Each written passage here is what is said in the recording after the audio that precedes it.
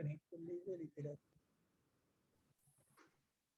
Bueno, maestra Mari Grueso Romero, un saludo cordial. Muchas gracias por estar aquí compartiendo, hablando de las pedagogías afrocolombianas. Para empezar, yo le voy a pedir que por favor se presente usted misma. Un momentico, a ver. Buenas, ¿qué será? Buenos días. Buenos días. Buenos días. Es un placer poder estar aquí con usted. Y bueno, soy Mari Grueso Romero, maestra de profesión,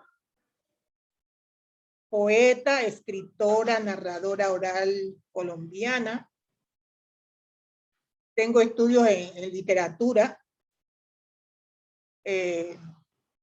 enseñanza de la literatura, en análisis y producción de textos literarios. También hice un posgrado en lúdica y recreación porque para la literatura infantil requería, además de mi acervo cultural por la oralidad, que nosotros manejamos todas esas cosas de juegos, rondas y todas esas cosas. Además de eso, entonces necesitaba tener como la parte académica. Hice un posgrado en lúdica y recreación para poder estar como a tono entre lo que escribía, lo que había vivido y lo que podía expresarles a ustedes ya desde la academia.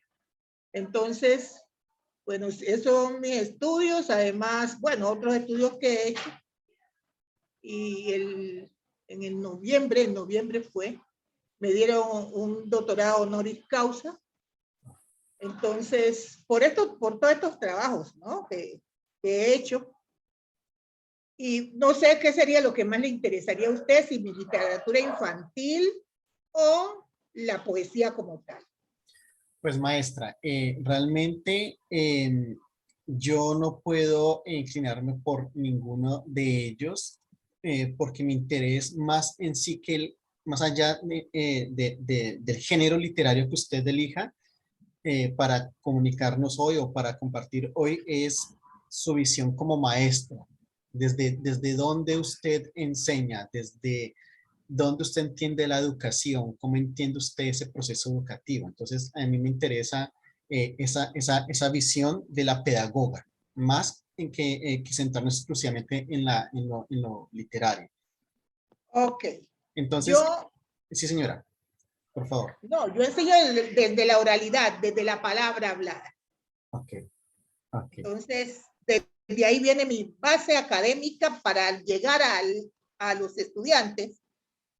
Es la palabra hablada, el poderme dirigir a ellos, poderlos inyectar esa pasión que yo tengo por la oralidad y que ellos a través de lo que yo diga también se sientan inspirados y se sientan conectados y empiecen a gustarle la forma oral de comunicar.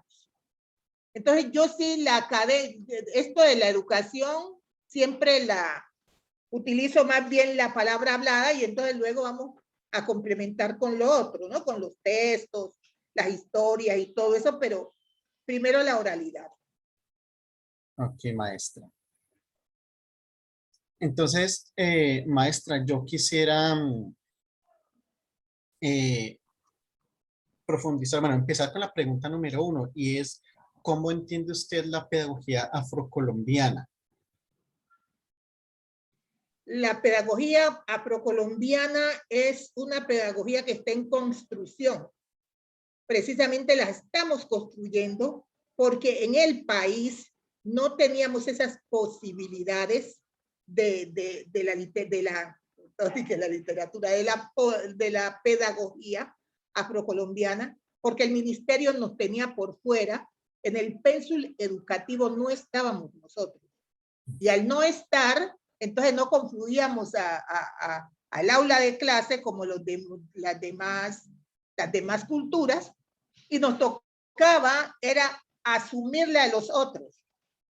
Eso fue una de las cosas que me cuestioné como maestra cuando yo de estudiante no me vi en ninguno de los textos educativos. En el aula de clase, a pesar de estar un 90% de personas negras, la cultura nuestra no parecía ni siquiera como ejemplo de los productos que se dan en mi región. Ya después, cuando soy maestra, también seguimos con lo mismo. El Ministerio de Educación no nos incluye, no nos tiene en cuenta, es un total apartheid. Nos encontramos para el 12 de octubre, que se conmemora la llegada de Cristóbal Colón a América. Entonces, allí se utilizaba la parte negra para decir cómo habíamos llegado acá, contar cómo habíamos llegado después del descubrimiento, cómo habíamos llegado a América, en las condiciones que habíamos llegado. Entonces se vestían a los niños o las personas se hacían teatro utilizando taparrabos, llama uno, que únicamente se les cubre partes de otros con cadenas, haciendo la semejanza de cómo llegábamos nosotros acá. A partir de allí terminaba el 12 de octubre y no estábamos nosotros por fuera del pensum educativo. Eso me obligó a mí a empezar a pensar en una pedagogía desde la educación o desde la afrocolombianidad. Ok. Maestra, cuando usted empieza a pensar la educación desde la afrocolombianidad, ¿qué se hace diferente? ¿En qué momento usted dice mi postura, mi pedagogía es diferente a la que me enseñaron en la universidad, es diferente a la que está en los libros, es diferente a la que el ministerio quiere que todos los maestros implementemos? ¿Qué es lo que la hace diferente o en qué momento comienza a ser diferente esa pedagogía? Cuando yo no encontraba los cuentos, que son fundamentales en el aula de clase, sobre todo en la primaria.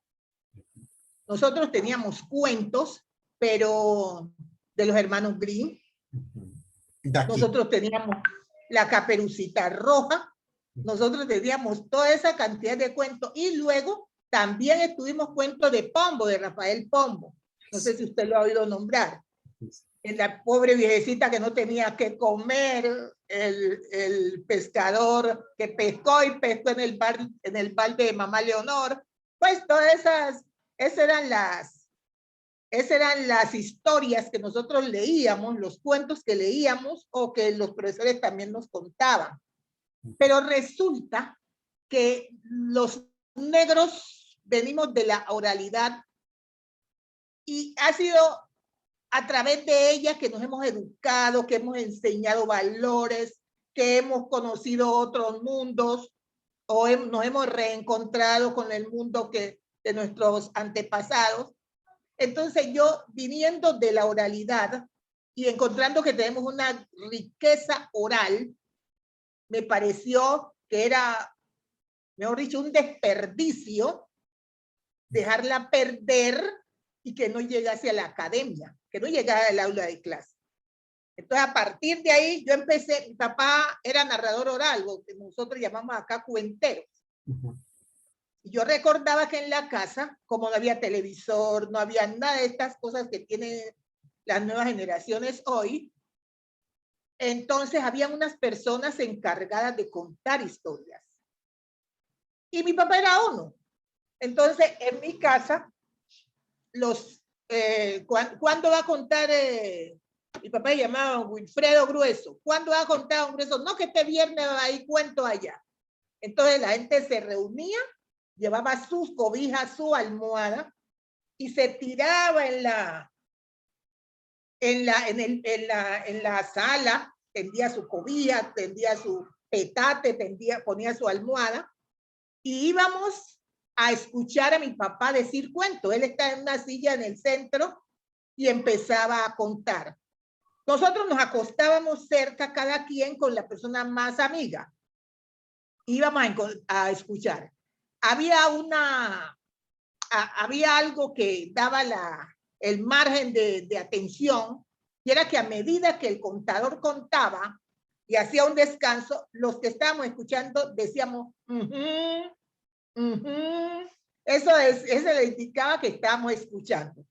Pero resulta que a medida que iba entrando la noche, los iban mermando, hasta que ya no quedaba quien dijera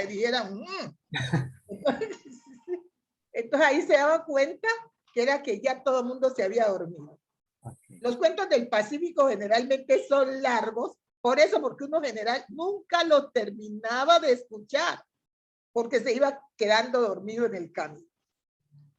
Entonces, esa riqueza cultural se empieza a perder, y a mí me parece que es un desperdicio muy no pertinente. En este momento necesitamos que las culturas, cada quien desde su cultura, muestre su forma, ¿no?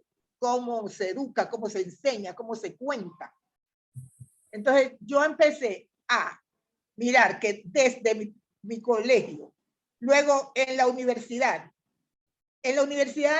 solamente, cuando estaba haciendo la licenciatura en español y literatura, me tocó un cuento de la niña bonita, no sé si usted la ha leído por alguna parte, de Alicia Machado de Brasil. No sé. El único cuento donde una persona negra era protagonista. Eso hizo que también yo me empecé a cuestionar, no puede ser posible si nosotros estamos aquí y estamos en el aula de clase. ¿Cómo vamos a estar, estando en el aula de clase, vamos a estar como si no estuviese? Entonces, perdón, por ahí no está. Como si no estuviésemos, y entonces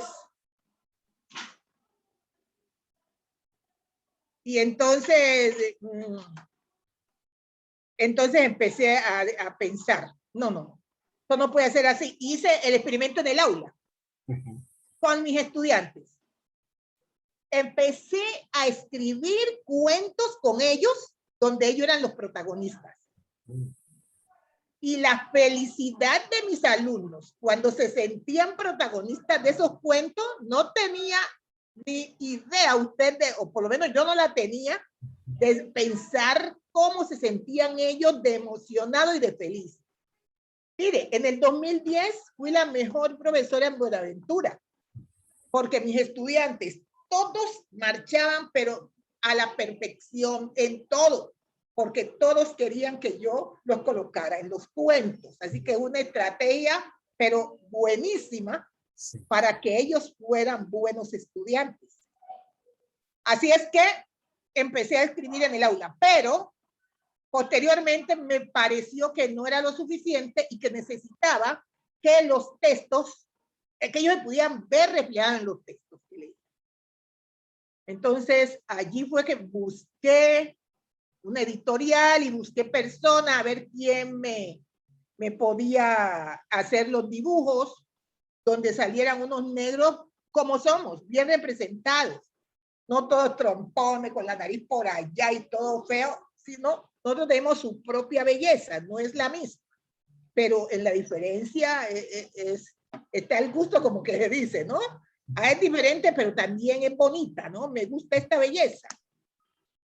Así es que, bueno, empecé a escribir cuentos infantiles y pareció mi primera obra en el 2012, que fue La Muñeca Negra, que por alguna parte usted debe haberla visto. Y esa muñeca negra yo casi siempre la mantengo junto con ella, véala. Aquí le presento una. La muñeca negra está. Aquí está la muñeca negra, que fue otra cosa, porque los niños tienen derecho a tener sus propios juguetes. Cuando uno no los tiene, entonces se los inventa o se reinventa, como en el caso de las mamás. Las mamás se reinventaban para podernos dar a nosotros el juguete, la muñeca u otra cosa. Entonces, todas esas cosas, a partir de esos cuestionamientos, yo empiezo a funcionar. O sea, no dejé solo en pensamiento, sino que actué. No me encuentro en los libros, no estoy representada, tengo la capacidad de hacerlo, voy a escribir textos donde los niños negros estén representados. Pero no solamente los textos, sino que voy a buscar quien me haga las ilustraciones para que sea más completo pues lo que yo voy a mostrar y que los niños miren y que yo también, hay textos donde ellos están, ¿no? Que sea representativo de María. Literatura infantil. Entonces, eso es, eso ha sido pues la trayectoria que de pronto usted me encontró allá porque ando brincando de una cosa para otra, pero como tenemos tanta cosa por hacer, entonces ahora estamos tratando de hacer cosas, de mostrar quiénes somos, porque antes primero no teníamos la grafía, no teníamos la competencia, éramos simplemente orales. Ahora ya tenemos la competencia, ya no somos simplemente orales, entonces vamos a mostrar a los otros lo que nosotros también producimos, porque hay que integrar en este país que es de tanta diversidad. Cada quien va a aportar desde su comunidad, desde su cultura, al crecimiento de la nación. Y eso me pasó. Entonces, cuando no me vi representada, estando con 90% de negros en el aula de clase, inclusive la profesora negra, y nosotros no estábamos por ninguna parte. Hágame el favor. Entonces yo dije, esto no puede ser así. Y me quedé, no me quedé simplemente con el cuestionamiento, sino que actué. Entonces aquí tengo, voy a mostrarle por aquí. Este es mi segundo libro que se llama La niña en el espejo. Ajá. Que por ahí debe haberlo visto. Sí, señora. Esto es el cuarto libro, La cucarachita mandinga. Ah, La cucarachita mandinga. Acá tengo el tercer libro, el quinto libro, que es Entre panela y confite. Acá hay, esto es el tercero, todo está en desorden, pero no importa. Este es El gran susto de Petronila, El pico más hermoso. Aquí tenemos esto es un compendio de todos los 7 textos de literatura infantil, donde los niños van a pintar, van a colorear. Yo quiero uno de esos, a mí me gusta colorear. Ah, bueno, entonces aquí lo tienen. Los niños van a colorear, y aquí también están las sopas de letra relacionadas con los textos. Y hay una cantidad de términos que son desconocidos para usted y para los demás. Entonces, a través de esto va a conocer los términos para interpretar mejor lo que yo quiero significar. Okay. Es como así, a grandes rasgos.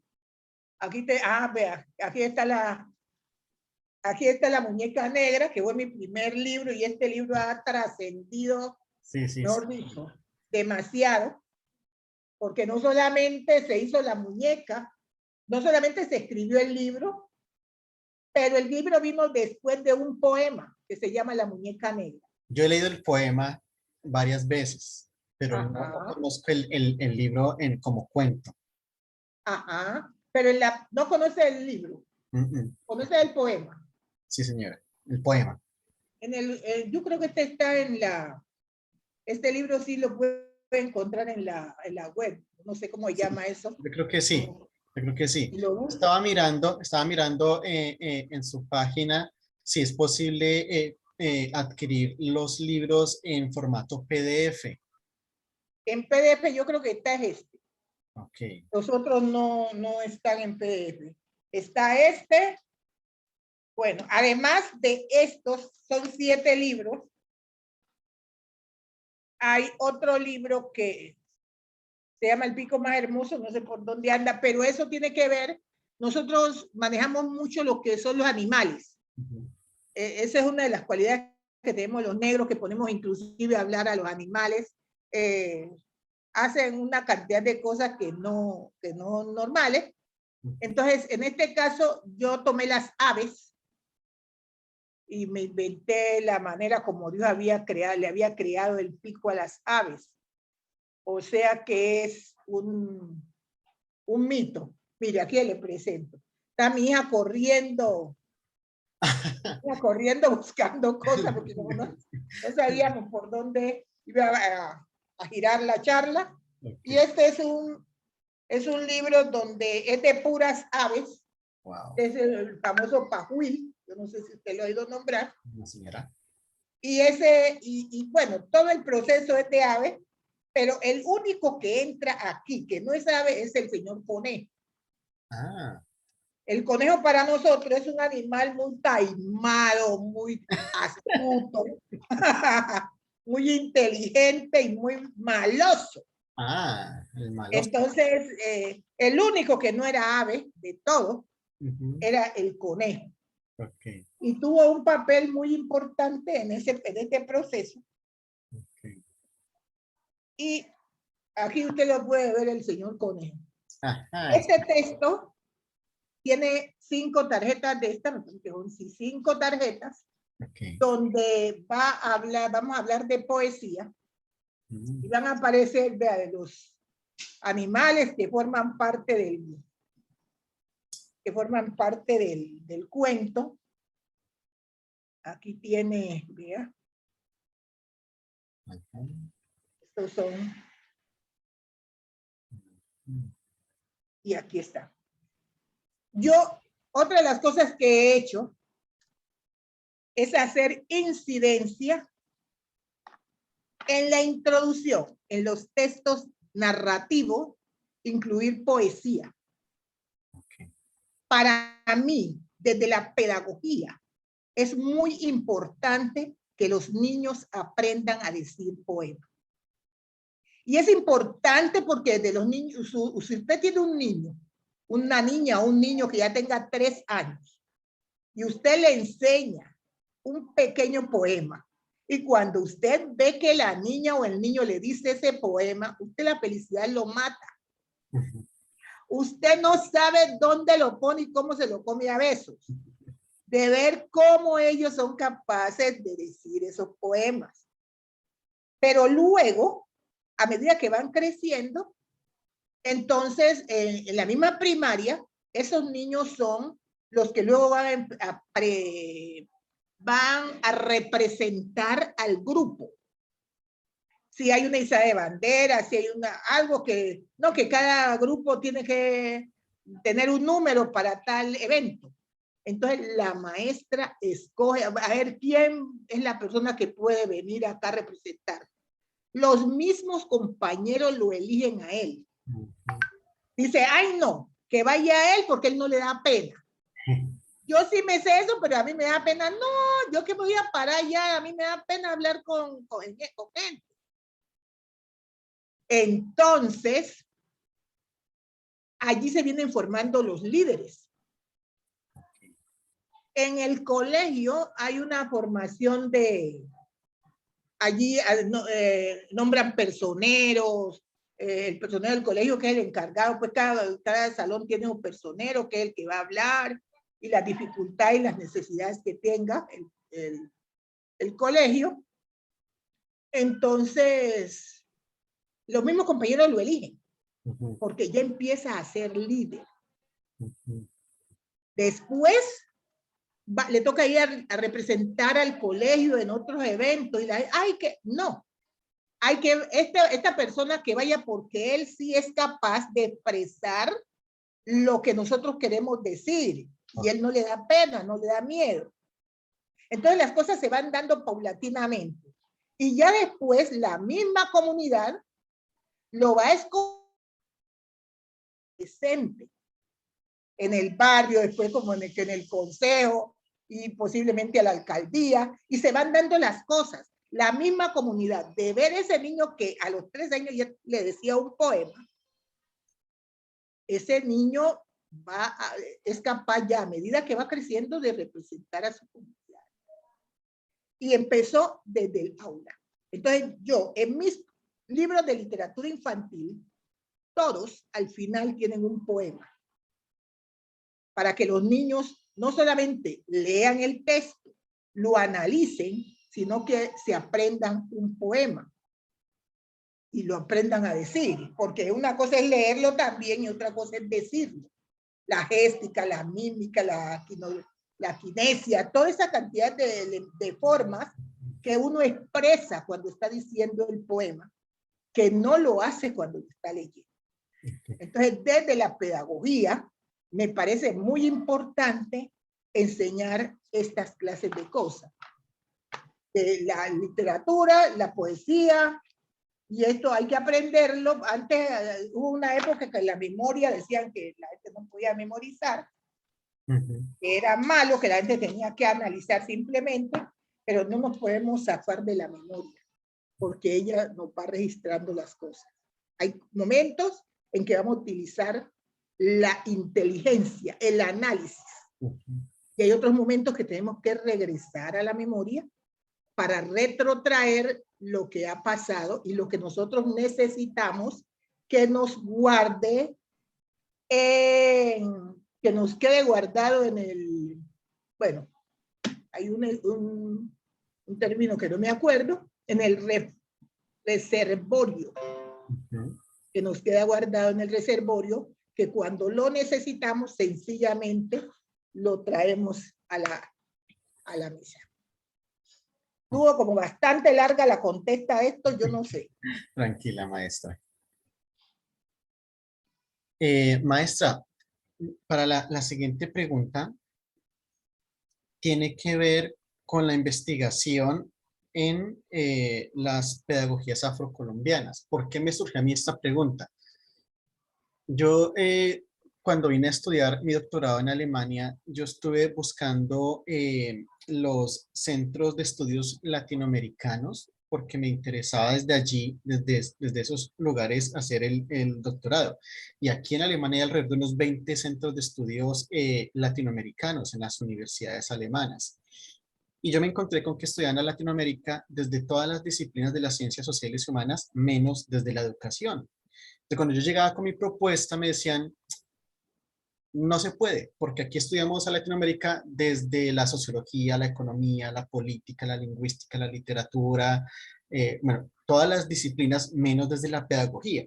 Entonces, yo decía, pero No tiene lógica. no tiene lógica porque para mí, como profesor, la pedagogía también es una construcción cultural y analizar la pedagogía es analizar la cultura para mí. Entonces dije yo, para mí sí es importante hablar con maestros afrocolombianos sobre ellos cómo ven la investigación pedagógica, porque yo, para mí, desde mi perspectiva, cuando yo investigo en pedagogía también estoy investigando sobre la cultura. Entonces, me gustaría escuchar cuál es su opinión o cómo usted considera que la investigación pedagógica sobre pedagogías afrocolombianas aporta a comprender a las comunidades afrocolombianas en su historia presente y futuro. ¿Aporta, no aporta? Hay una posibilidad de que cuando los maestros empecemos a estudiar o investigar en pedagogías afrocolombianas comprendamos más a la cultura afrocolombiana y se aporte a esta inclusión de las culturas en el currículo escolar. Sí, por supuesto. Hay que estudiarla, hay que investigar sobre estas culturas, porque aunque es incipiente lo que nosotros estamos ofreciendo ahora, porque como le decía antes, venimos de la oralidad, por una parte, por la otra no se nos tenía en cuenta. Al no tenerse en cuenta lo que nosotros somos, hacemos, hemos hecho, las contribuciones todas quedan perdidas. Y quedan perdidas porque no éramos nosotros los que escribíamos. Eran otros los que escribían lo de nosotros. Entonces, cada quien escribía lo que le convenía o lo que le gustaba o lo que quería. Pero ya ahora estamos nosotros desde adentro contando y mirando a ver qué es lo más importante Entonces necesitan ustedes una investigación muy seria porque nosotros tenemos, la parte nuestra tiene que ser incluida en los pénsules educativos, sea de bachillerato, sea de normales, donde forman los maestros, de licenciatura, sea en las grandes academias. Porque es que nosotros estamos aquí y nosotros tenemos una cultura propia y tenemos mucho que aportar. Entonces nosotros desde la oralidad, empezando por allí, tenemos mucho que aportar porque nosotros hemos sido orales y todo el proceso de nuestro acá fue la oralidad, porque recuérdense que nosotros perdimos nuestra lengua. Nuestras costumbres en su mayoría, hemos conservado algunas, pero eso es, mejor dicho, haciendo esfuerzo por ese sentimiento de nostalgia y de pérdida y de sufrimiento de nuestros antepasados. Entonces, para nosotros es un honor, es honrarlos a ellos, tratar de conservar la cultura que ellos trajeron y a escondida la pudieron mostrar y enseñar acá. Entonces, hacemos todo lo posible para que eso no muera y espero que no. Y entonces ahora, desde la academia, vamos a empezar entonces con la oralidad. Nosotros todo era oral, todo ha sido oral y los valores han sido enseñados a través de la oralidad. Los cuentos siempre tenían valores, inclusive todos esos elementos que no son tangibles, que eso se utilizaba mucho para enseñar, Nosotros manejábamos acá que la tunda, que el duende, la espiritualidad africana, todo, de ahí venían las enseñanzas de los valores, todo. Entonces, todas esas cosas hay que aprenderlas, porque es que a nosotros nos han mirado siempre desde el color. Pero el color no es sino una envoltura, el ser humano está dentro, son los valores, son las condiciones, el ser como tal, no la piel. Pero la gente se encaprichó en mirarnos nomás desde la piel y no se ponen a pensar en lo que nosotros podemos aportar y el cúmulo de conocimientos que nosotros traímos desde África. Así es que hay una investigación muy seria. En el mismo Colombia, por ejemplo, si usted puede mirar, nosotros tenemos unos negros en San Andrés y Providencia, que llaman raizales. Tenemos otros negros allá en el Caribe, pero en el Caribe, Cartagena de Indias. Allá está el Palenque de San Basilio, que fue dicen que el primer pueblo libre en América. Este tipo no quería ser esclavo, nadie quiso serlo, pero ahí hemos cargado con eso toda la vida, siglo tras siglo. Y él se voló y fundó su pueblo allá, y ellos aún conservan su lengua. Igual en San Andrés, que no fueron, bueno, allá llegó una serie de migrantes, pero ellos también tienen su propia lengua. Nosotros acá en el Pacífico perdimos la lengua, pero tenemos algunas palabras todavía que tienen origen en África, pero hubo algo que no perdimos nunca: la música, los instrumentos musicales. Con todas las dificultades que tuvimos, siempre lo hemos conservado, y ahora sí que no hay ni forma que tiendan a desaparecer. Entonces nosotros tenemos otra cosa que conservamos muy bien, es la gastronomía. Es otro de los elementos fundamentales para nosotros. Eso no lo negociamos. Los demás tuvieron que aprender de nosotros la forma de cocinar, de manejar la gastronomía, sobre todo la pesca, todos esos elementos marinos. Entonces tenemos muchas cosas que hay que investigar y que son más nuestra que nos identifica, muchas cosas que nos identifican. Entonces, necesitamos que las costumbres, las creencias nuestras también vayan a la academia, porque es un pueblo que tiene su propia cultura y entonces esto es diverso. Y por eso estamos trabajando con eso. Estamos tratando de que no se muera, desde que ustedes nos investiguen, que puedan acoplar o introducir todas estas cosas nuestras a lo que ustedes están haciendo o a lo que ustedes son. Pero estamos trabajando por ello.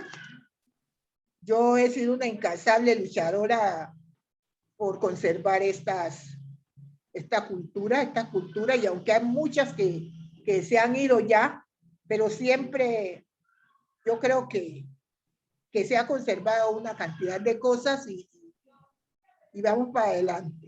Sí, señora. Así es. Ok, maestra Mari. Bueno, ya sabemos que es de nuestro interés que las pedagogías afrocolombianas sean reconocidas, sean posicionadas, sean llevadas a nivel nacional, que hagan parte del currículo. Ya usted lo dijo, que también se lleve incluso a las facultades de educación, que los maestros nos formemos en las diversas pedagogías, no solamente en la pedagogía de los libros.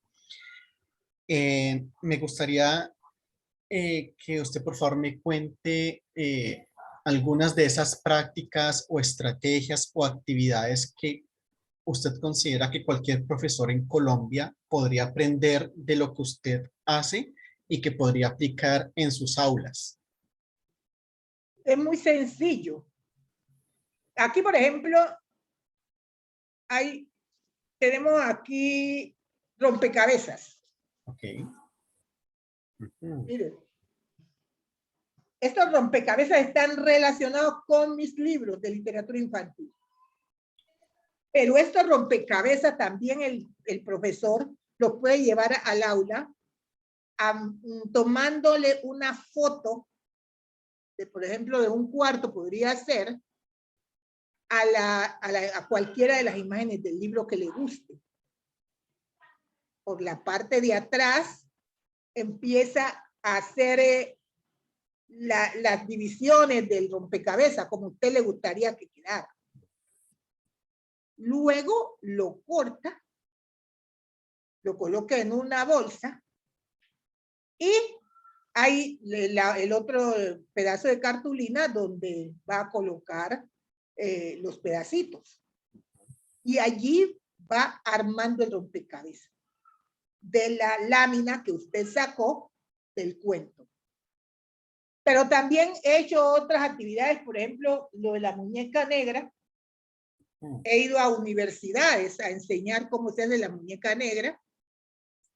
Mi hija, que es la que ahorita está encargada pues de lo de la muñeca negra, ha ido también a dictar talleres de cómo se hacen las muñecas. Entonces, una manera de llegar no solamente con los cuentos, sino con la manualidad, ¿no? Las manualidades para que los niños aprendan a hacer, inclusive con madres de familia. Nos hemos reunido y ellas ayudan a hacer los vestidos, los niños rellenan las muñecas. Bueno, eso se hace a mano. Buscamos la manera de integrar y los niños felices de tener su muñeca negra.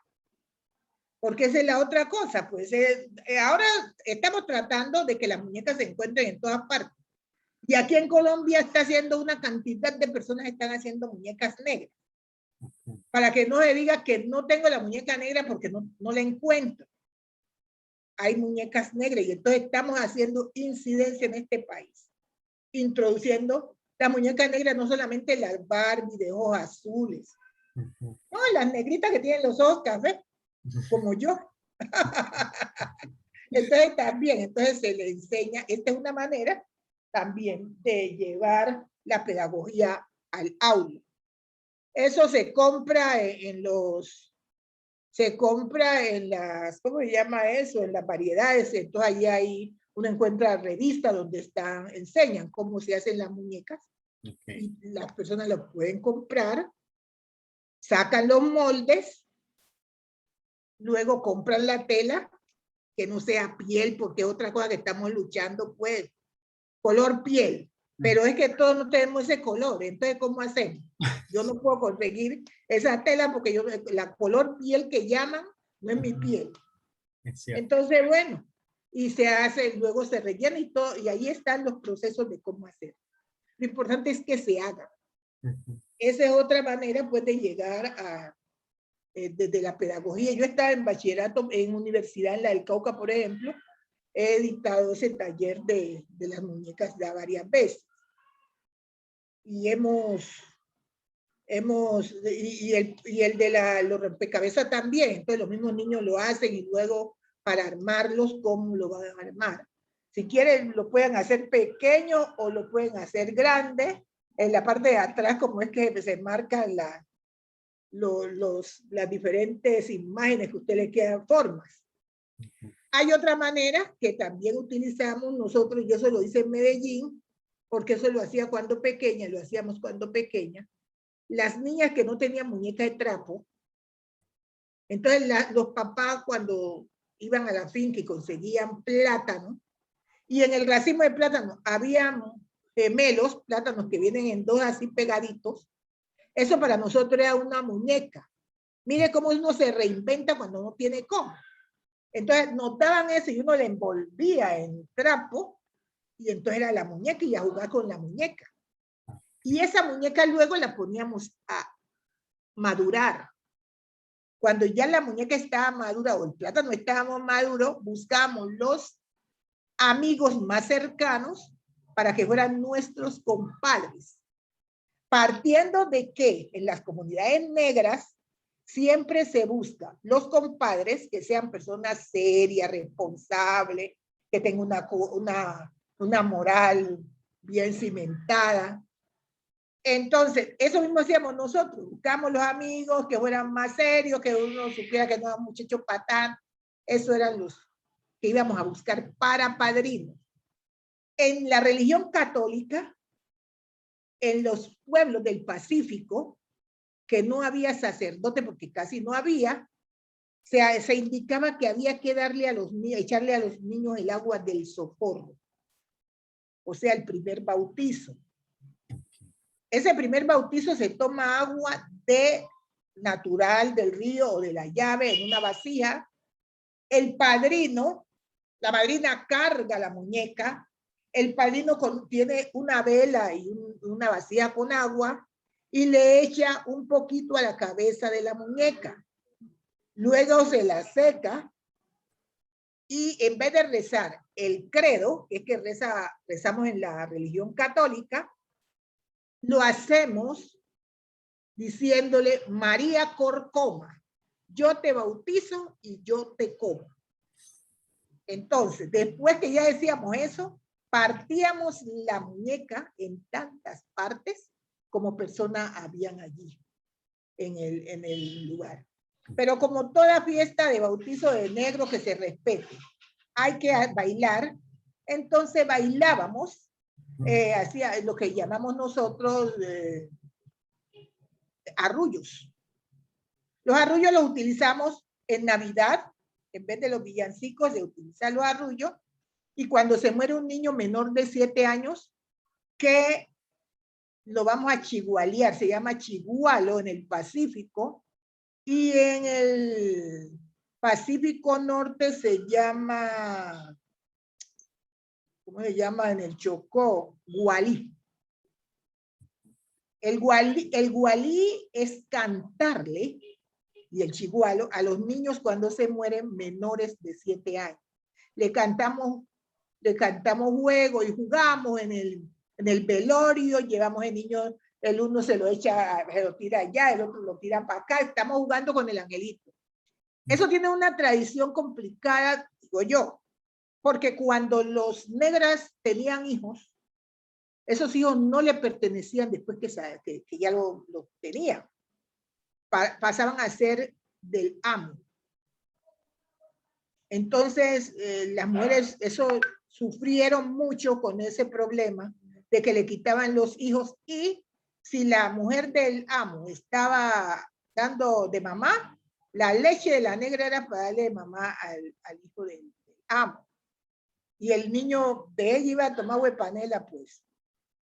Y luego, cuando estaba un poquito grandecito, se lo quitaban y lo vendían. Y lo más doloroso para uno era que le marcaban al hijo con hierro en la cabeza, le ponían en el hombro, en la espalda, la marca del amo, del dueño del negrero. Entonces, la mamá se morían y volvían a vivir cuando veían que con el hierro candente estaba rojo. Se lo ponían al hijo en la espalda o en el brazo para marcarlo. Al parecer, eso es el concepto que yo he sacado de mi análisis. Las mujeres negras empezaron a perder los hijos cuando iban a nacer. Nacían muertos, ahogados, porque los niños estaban saliendo y con la comadrona o la comadrona o partera se confabulaban para que el niño se demorara para nacer, y entonces cuando nacía ya nacía muerto, no podía ser esclavo. Entonces preferían que se muriera a que fuera esclavizado. Nosotros nunca quisimos ser esclavizados, nunca, y siempre se luchó. Entonces, la gente preguntaba, nos ha preguntado muchas veces, pero ¿por qué se murió alguien, un niño? ¿Por qué bailan? ¿Por qué cantan? ¿Por qué? Y ese es como la felicidad de que preferían que se muriera a que fueran esclavos. Entonces la gente canta y esos son arrullos, y en los arrullos no va la marimba, sino el guasá, el bombo y el cununo. Y empezamos a cantar. Eso hacíamos nosotros con las muñecas también. Entonces, un ejercicio que también se puede hacer en clase a partir del libro, también esas muñecas también lo hacían con pan. Hacerla con pan es hacerla como en plastilina. Entonces le dan forma a la plastilina, le dan forma a la plastilina, y muñeca y todo.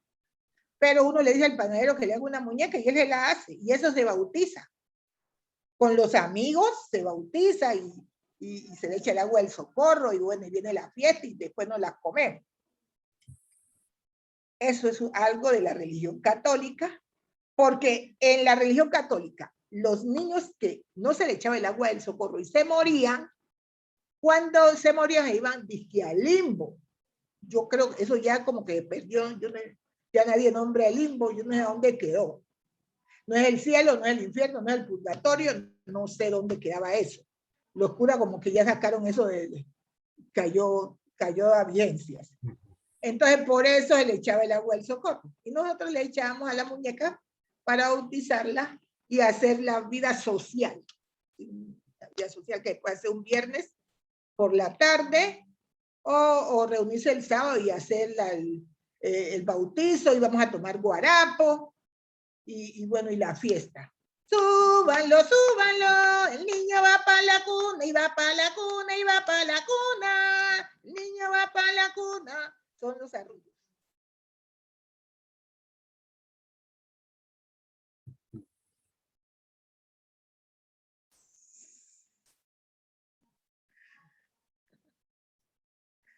Todas esas cosas que usted tiene que investigar para que pueda tener una idea más clara de la cultura afrocolombiana o negra, como se quiera llamar. O de la diáspora también, como africana, como también la llama.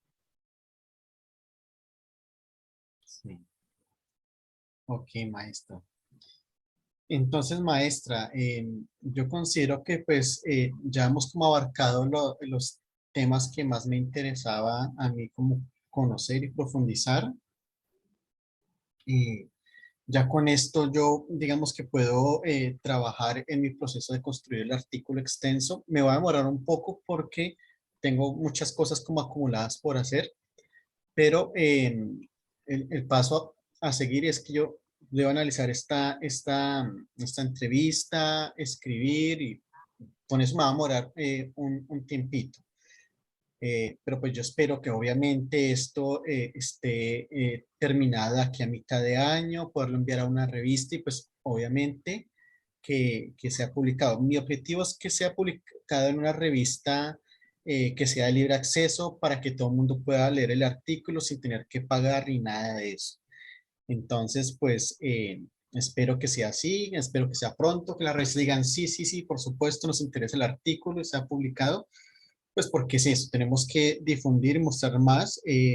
Yo sé que se está haciendo bastante trabajo, pero se necesita más y más y más y más trabajo de difusión.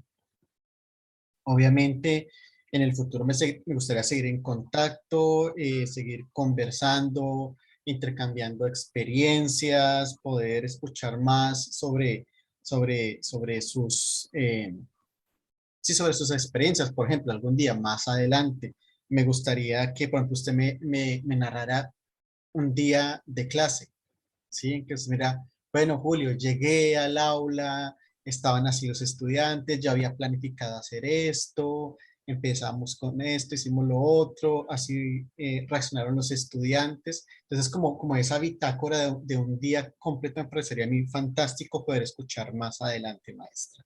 Sí, señor, con mucho gusto. Por supuesto que con mucho gusto.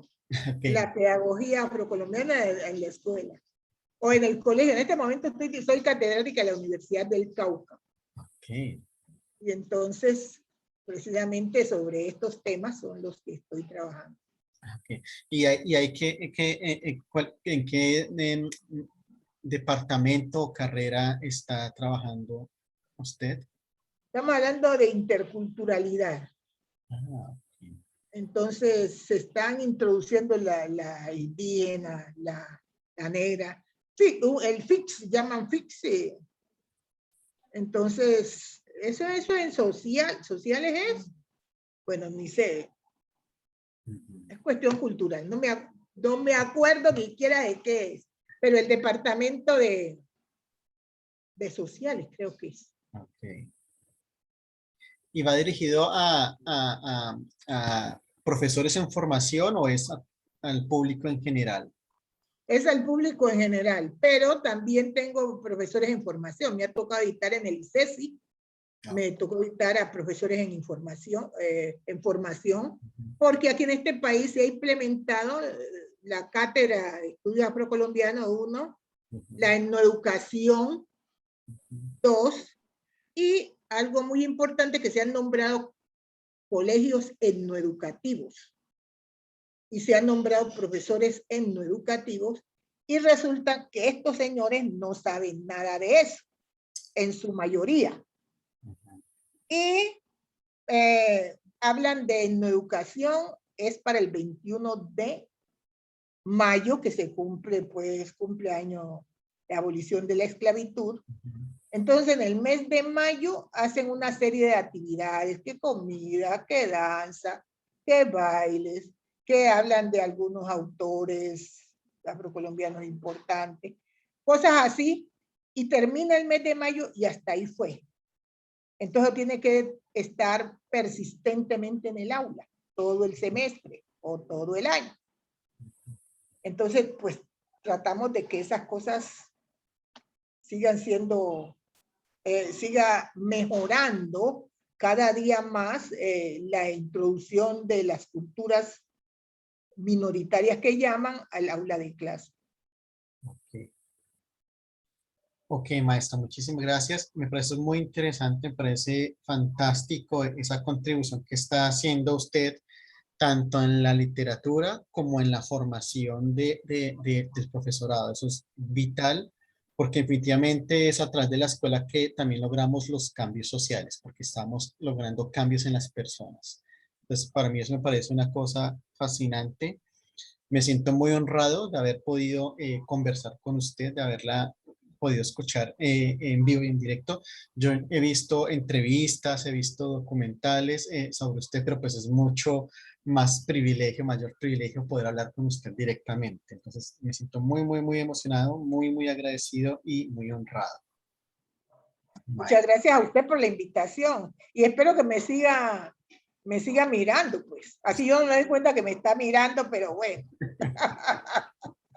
Por supuesto, por supuesto. Entonces, maestra, muchas gracias, un abrazo. Voy a terminar aquí la grabación. ¿Dónde está la cosa de terminar la grabación? Aquí.